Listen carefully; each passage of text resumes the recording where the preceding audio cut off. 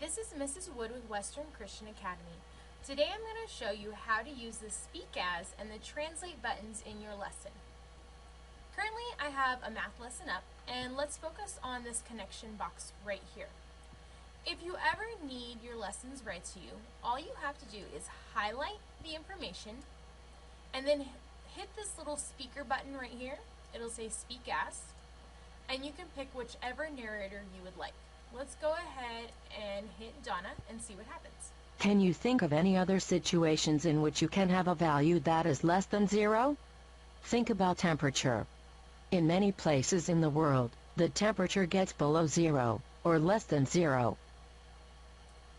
Now, if you ever need information translated, again, you would highlight the information and then hit this little box right here. It says Translate, and you can choose whatever language you would like it read to you. Let's go ahead and choose French. First, it's going to give you the verbiage translated. Then you can hit this little play button and it will read to you as well.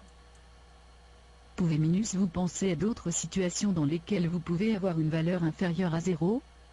Pensez à la température. Dans de nombreux endroits dans le monde, la température devient inférieure à 0 ou inférieure à 0. If it does not have a little speaker next to it, it will not read to you. It will just translate the verbiage for you. So do be aware of that.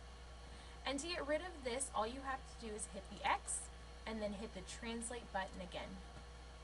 I hope this helps. If you have any questions, please feel free to contact your teacher. They are there to help you. Have a wonderful day.